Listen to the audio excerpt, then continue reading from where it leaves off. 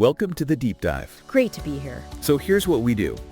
We take your sources, articles, notes, whatever you've got, and we pull out the really important stuff. The key insights. Exactly. It's basically your shortcut to getting up to speed, with maybe a few surprising bits thrown in. And this deep dive today is brought to you by ProCare Hanoi. Ah, yeah, I know them. They're the phone and laptop repair place a lot of expats trust. Super fast service. They actually tell you what's going on and, give honest advice. Which is exactly what you need when your laptop decides to melt in the humidity. Totally. Exactly what you need when your tech starts to sweat. Also, hey there, quick note, if you've been liking this deep dive, if it's maybe helped you figure out life in Vietnam a bit better, consider buying me a coffee. It's just a small thing, but honestly, it helps keep this whole thing running. Keeps the lights on? Pretty much. Just scan the QR code in the cover art. And yeah, thanks. Okay, so today's mission, we're diving deep into, let's call it the real story of living in Hanoi as an expat. The nitty-gritty. Yeah, the common hurdles people hit, and more importantly, like actual practical ways people cope when things get tough. When the shine wears off a bit. Exactly. That moment when the honeymoon phase ends and the daily stuff starts to, grind you down a little. It's a very familiar pattern. Have you ever had that? You land somewhere new, you're buzzing, totally excited, and then suddenly, boom, reality check. Oh, absolutely. It's a classic part of adjusting anywhere truly different. Well, that's exactly what we're unpacking today using the experiences shared in the materials you sent over. And it's such a relevant topic, isn't it? It touches on something really universal about how we adapt, how resilient we are. Right. Because as the sources show, hitting friction, cultural friction, environmental friction in a new place, that's not you failing. No. It's just a very human response. You're way outside your normal, our brains like predictable stuff. Yeah, patterns. Exactly. So when everything's constantly unexpected, feeling overwhelmed for a bit, that's pretty much guaranteed. It's normal. Totally. And the sources, they really capture that initial Hanoi magic, don't they? Yeah, that first You impression. step out and it's just sensory overload in a good way at first. The noise, the motorbikes buzzing everywhere. The sounds, the smells. All the smells, the street food, like grilled pork, fresh herbs, it's everywhere. And it's just mind-blowing. Seriously good food. And the people, market sellers, the cyclo guys, just really warm smiles. It feels so alive. Vibrant is the word. Yeah. There's this buzz. It pulls you in. And for weeks, maybe months, you're just thinking, this is incredible. What an adventure. And that excitement, it's totally real. It's the novelty effect, the honeymoon phase kicking in. Right. But like you said, the sources consistently point to this shift. It happens everywhere, not just Hanoi. It's a known curve in adapting. So the off fades a bit. Yeah, the initial wonder starts to wear off, and the persistent daily stuff starts making itself known. Things you didn't notice at first. Yeah. Or things you maybe found charming, like the traffic chaos, suddenly feel less charming, more overwhelming. Oh, yeah, I can see that. Little things add up. The air quality some days, maybe different ideas about hygiene at some food stalls, just the density of it all.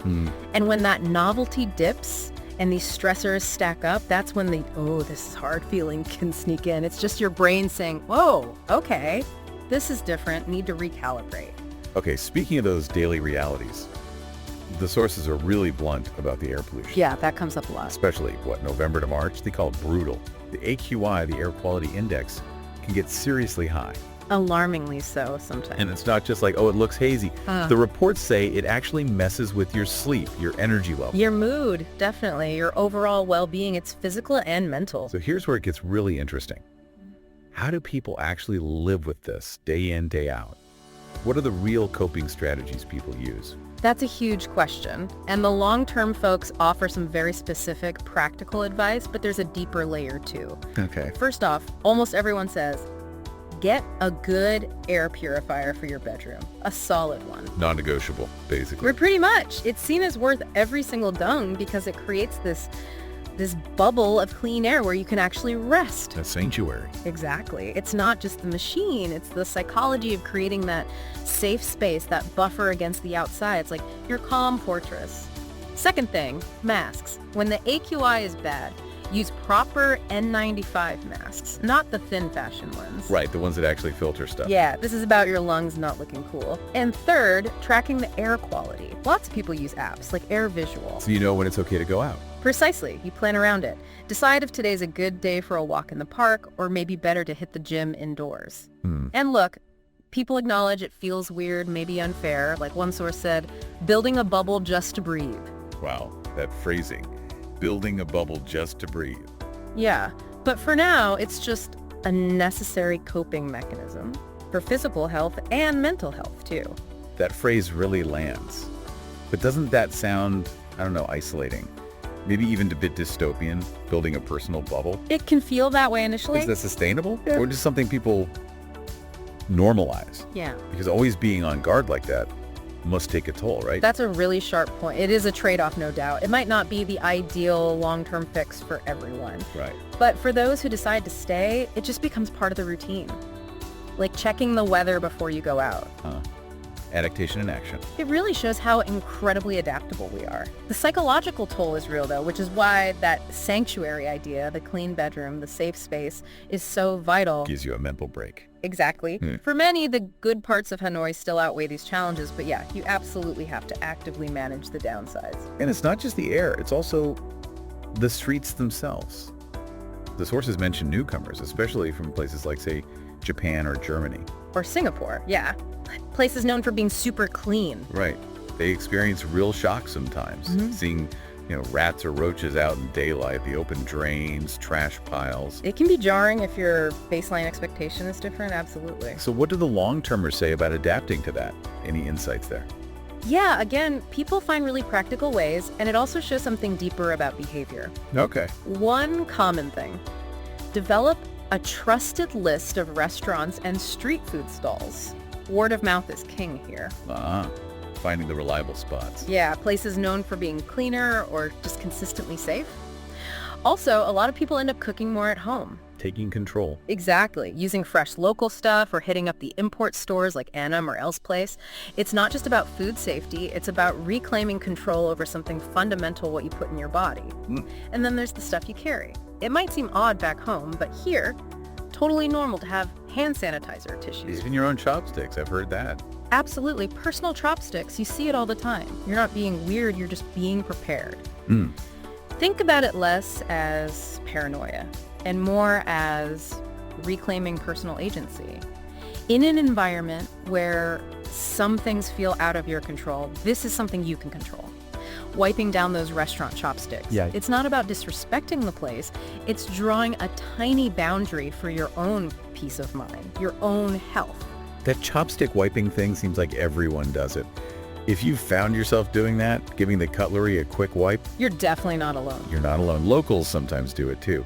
So the sources suggest it's less about things being actually filthy and more a different standard. Different baseline expectation, yeah. What does that constant, maybe low-level vigilance do to you mentally? Does it wear you down or just become automatic? For most people, it becomes automatic pretty quickly. Just adapt to a different norm. And that's okay. It's a judgment. Not at all. It's not paranoia. It's not Yeah. thinking you're better. It's not disrespect. It's just practical, a personal choice. Like buckling a seatbelt. Kind of, yeah.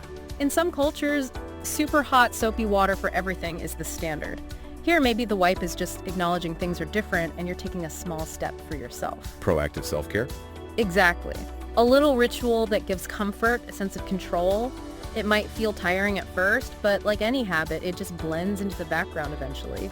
Less burden, more routine. Okay, that makes sense. Pragmatism over paranoia. Now, let's shift to something a bit more delicate. Culture stuff. The sources talk quite a bit about nationalism and maybe defensiveness when expats try to share criticism. Ah, yes. That can be tricky territory. Like someone tries to offer what they think is helpful feedback, maybe about traffic or bureaucracy, and the reaction is sometimes strong pride or getting defensive. Yeah, leading to crossed wires, feeling unheard. Exactly. This is a really crucial thing to understand, and the sources offer good context. Vietnam has this incredibly powerful sense of national pride. Understandably so. Absolutely. It's born from a really long, tough history of resisting foreign powers and then this amazing recovery and development. That pride is deep and it's admirable. But it can make feedback difficult. It can complicate what you might see as just honest dialogue about things that could be improved, because that criticism, even if well-intentioned, can sometimes land not as feedback on a system, but as a potential challenge to national identity itself. That's the key insight. So the pro tip, that comes through from experienced expats. Keep critical feedback mostly private. Share with other expats, maybe. Yeah, within your trusted circles, safe spaces where you can vent or analyze without causing offense. When talking with locals. Approach differently. Totally. Approach with genuine curiosity. Ask questions instead of making critical statements. So instead of, wow, this traffic is insane, maybe try, how do people usually manage getting around during rush hour? Framing it as learning. Exactly. It raises that tough question, though. How do you give honest feedback or just process your own frustrations while still respecting that deep national pride? How do you stay authentic? Wow, yeah, that sounds like a real balancing act, a constant dance, almost. It can be. And look, it's clear not everyone manages it or wants to. Some people leave Hanoi, that's valid A too. completely valid choice. But loads of people do stay. They adapt, they build lives, they thrive. Yeah. So what's the secret sauce there? What makes people stay? And how do they make it work long term? What shifts? It really boils down to building strong support systems and consciously carving out your own pockets of comfort. Community is key. Hugely key. Yeah. The sources emphasize building a small, honest community. People you can be totally real with. People who get it. Exactly, who understand the specific ups and downs. It's Yeah. not just about having a friend, it's that space to process stuff authentically without walking on eggshells. That community becomes your anchor. And beyond people, it's about places. Creating your personal comfort zones within the city itself. Like a favorite coffee shop. Totally. Your go-to cafe where they know your order. Or a gym that feels like your space.